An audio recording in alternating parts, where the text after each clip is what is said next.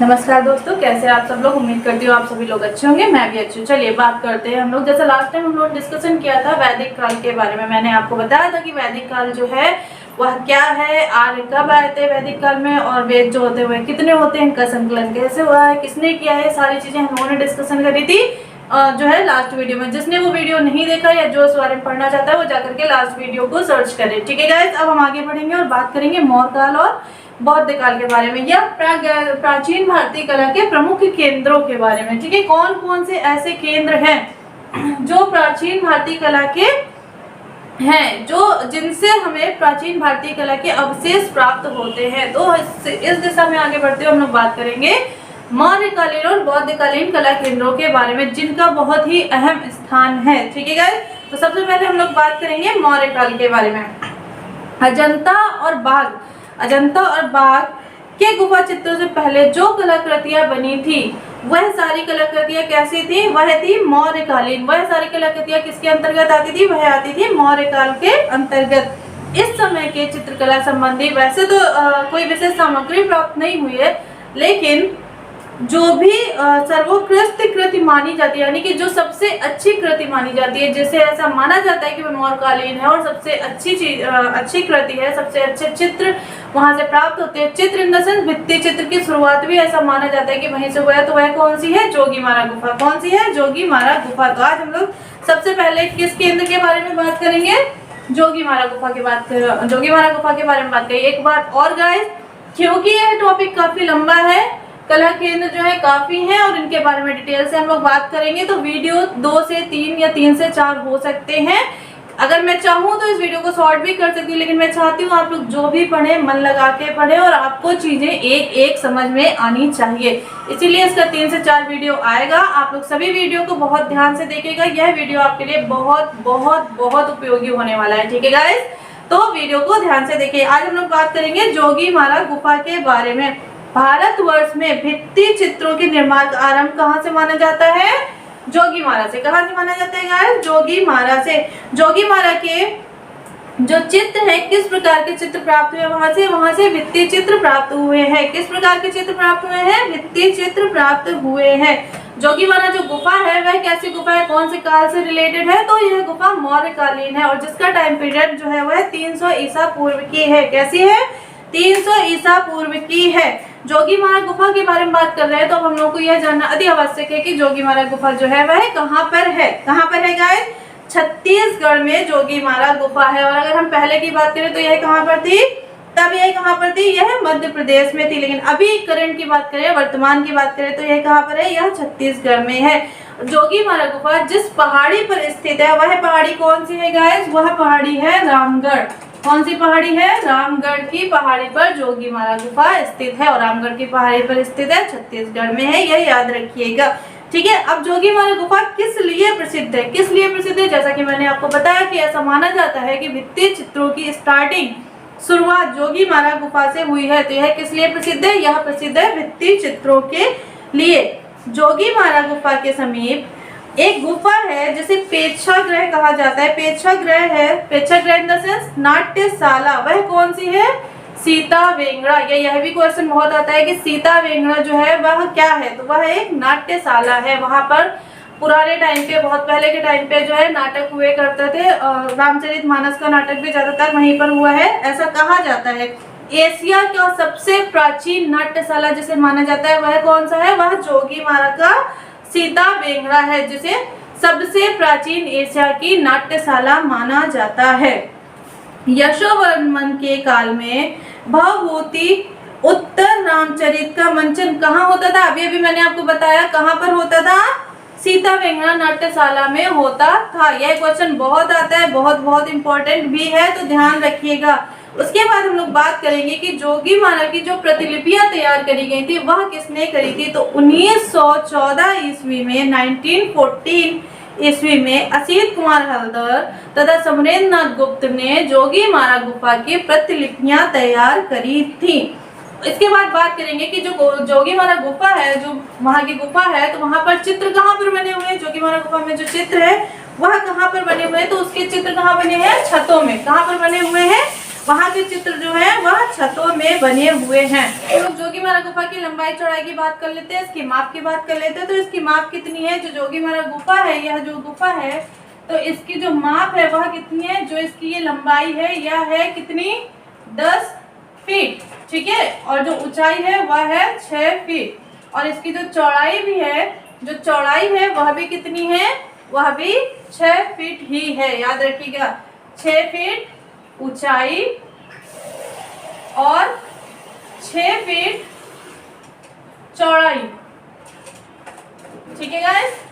और 10 फीट क्या है इसकी लंबाई, ठीक है। ये तो हो गई इसकी माप की बात। जोगीमारा के चित्र किससे मिलते जुलते हैं, अगर हम लोग बात करें कि जोगीमारा के जो चित्र है वह किससे मिलते जुलते हैं, किस प्रकार के वहां पर चित्र पाए जाते हैं, तो भरहुत और सांची की जो कला है, भरहुत और सांची की जो कला है वह भी लगभग 300 ईसा पूर्व के आसपास की, उससे पहले की है। तो उससे ही मिलते जुलते जोगीमारा चित्र के हैं, जो जोगीमारा चित्र है वह सांची और भरहुत की कला से मिलते जुलते हैं। जोगीमारा गुफा के चित्रों के विषय में ऐसा माना जाता है, कुछ लोग कहते हैं यह जैन धर्म से रिलेट करती है, कुछ लोग कहते हैं मौर्य काल से रिलेट करती है, लेकिन यह एग्जैक्टली अभी स्पष्ट नहीं हो पाया है। बस ऐसा माना जाता है, जो भी सोर्सेज वहां से प्राप्त हुए, कि यह मौर्यकालीन गुफा है। अब मौर्य है या जैन है, इसका एग्जैक्ट स्पष्टीकरण अभी तक नहीं है। ज्यादातर माना वो मौर्यकालीन ही जा रही है, ठीक है गाइस। जैन धर्म से है ऐसा कहीं कहीं पर पाया गया है, लेकिन अस्पष्ट है, इसका कोई स्पष्टीकरण नहीं है। अब हम लोग बात करेंगे कि जो जोगीमारा की गुफा है, जिसके चित्रों की प्रतिलिपियां 1914 ईस्वी में 1914 ईस्वी में असित कुमार हल्दार और समरेंद्र नाथ गुप्त ने बनाई थी। तो उन्होंने जो बनाई थी उसे उन अवशेषों के वर्णन के अकॉर्डिंग उन्होंने कितने खंडों में विभाजित किया था। तो इसे इन्होंने कितने खंडों में विभाजित किया था, 7 खंडों में। कितने खंडों में, 7 खंडों में इन्होंने विभाजित किया था। जो इसका प्रथम खंड था उसमें इन्होंने क्या दिखाया था, इस दृश्य में कुछ आदमियों की आकृतियां बनी हुई हैं, हाथियों के चित्र अंकित किए गए हैं और जल में मछली नुमा एक विशाल आकृति। अब यह जो मछली नुमा आकृति है वह मछली है, मगर है, या ऐसा जो है कदाचित ये मछली नहीं मगर है या मगर नहीं मछली है, जो भी है स्पष्ट नहीं है, अंकित है। और यह चित्र जो है वह गज ग्रह की पौराणिक कथा जो है उससे संबंधित है। खंड 1 की बात कर रहे हैं, इसमें क्या क्या है, कुछ आदमियों की आकृतियां बनी हुई हैं, कुछ हाथियों की आकृतियां बनी हुई हैं और उनके पैरों के पास मछली नुमा जो है एक आकृति बनी हुई है, लेकिन वह बड़ी है, ठीक है। तो मछली हो सकती है, मगर हो सकती है, जो भी है ये आप याद रखिएगा। इसके द्वितीय खंड में, दूसरे खंड में जो बात करी गई है उसमें कुछ व्यक्ति एक वृक्ष के नीचे बैठे हुए और विश्राम कर रहे हैं, यानी कुछ आदमी वृक्ष के नीचे विश्राम करने की मुद्रा में बैठे हुए हैं। यह इसका द्वितीय खंड है, ठीक है। तीसरे खंड के चित्र में इन्होंने क्या बनाया हुआ है, ये हम किसकी बात कर रहे हैं, जो उन लोगों ने प्रतिलिपियां बनाई थी उसके बारे में हम लोग बात कर रहे हैं, ठीक है। तृतीय खंड में क्या है, इस चित्र में सफेद पृष्ठभूमि पर काली रेखाओं द्वारा एक बाघ का दृश्य अंकित किया गया है, यानी सफेद बैकग्राउंड दिया हुआ है, उस पे एक बाघ बना हुआ है, ठीक है। एक बाघ का दृश्य है जो कि काली रेखाओं के द्वारा बनाया गया है। और इस चित्र में लाल लिली यानी कुमुदनी का जो फूल होता है उसके फूल पर एक युगल नृत्य करते हुए चित्रित किया गया है। लाल कलर का जो कुमुदनी का फूल होता है उसमें जो है एक युगल जो है उसके ऊपर खड़े होकर नृत्य करते हुए चित्रित किया गया है। अब हम लोग बात करेंगे इसके चौथे खंड के बारे में। तो इसके चौथे खंड में कौन से चित्र अंकित है, इस चित्र में गुड़िया जैसे बने बौने आकार के अनुपात रहित मनुष्य चित्रित है, यानी जैसे गुड़िया होती हैं, छोटी छोटी सी होती हैं, एग्जैक्टली जो मनुष्यों की लंबाई चौड़ाई होती है उससे आकार में बहुत ही छोटे बौने आकार के जो है वह मनुष्य चित्रित है। इस चित्र में मनुष्य के सिर पर चोंच भी बनाई गई है, मतलब अगर मान लीजिए ये मनुष्य बना है तो उसके सिर पर क्या बनाई गई है, जो है चोंच भी बनाई गई है। कुछ इस तरीके से बौने आकार के चित्र बने हुए हैं, ठीक है। इसके बाद हम लोग बात करेंगे पांचवें खंड की। तो पांचवें खंड में क्या है, इस दृश्य में एक स्त्री लेटी हुई है। हो सकता है कि यह जो स्त्री लेटी हुई है वह नर्तकी हो सकती है, डांस करने वाली नर्तकी जो होती है वह हो सकती है, क्योंकि नाट्यशाला की भी हम लोग बात कर रहे थे। और उसके चारों ओर गायन और वादन यानी गाने वाले लोग और वादन यानी बजाने वाले लोग हैं। कुछ आकृतियां जो है पलथी लगाकर बैठे हुए हैं। ठीक है, एक स्त्री लेटी हुई है, उसके चारों तरफ कुछ गाने वाले कुछ बजाने वाले लोग जो है वह बैठे हुए हैं। इसके बाद छठे खंड की बात करें हम लोग, छठवें चित्र की बात करें अगर, जो खंड उन्होंने बनाया, इस चित्र में क्या है, इस चित्र में प्राचीन ढंग से रथों जैसे चैत्यों का अंकन किया गया है। यानी प्राचीन काल में, पुराने काल में जो है जैसे रथ होते थे, ठीक है, जैसे रथ होते थे वैसे ही चैत्य जो है पूजा ग्रह उनका अंकन किया गया है। ठीक है, इसके सातवें खंड की बात करें तो सातवें खंड में क्या है, इस चित्र में भी जो है वह क्या बनाया हुआ है, रथ के समान, लेकिन यहाँ पर प्राचीन रथों के समान बात हो रही है, और जो सातवें खंड की बात हो रही है उसमें ग्रीक रथों के समान वहां के भवन बनाए गए हैं। ठीक है गाइस, आई होप आपको बात समझ आ रही होगी कि हम लोगों ने जोगीमारा के बारे में बात करी। जोगीमारा कहाँ स्थित है, छत्तीसगढ़ में स्थित है। पहाड़ी की बात करें तो कौन सी पहाड़ी पर स्थित है, रामगढ़ की पहाड़ी पर स्थित है। कौन सी पहाड़ी पर स्थित है, रामगढ़ की पहाड़ी पर स्थित है। पहले की बात करें, पूर्व की बात करें तो मध्य प्रदेश में था, अभी की बात करें तो छत्तीसगढ़ में आता है।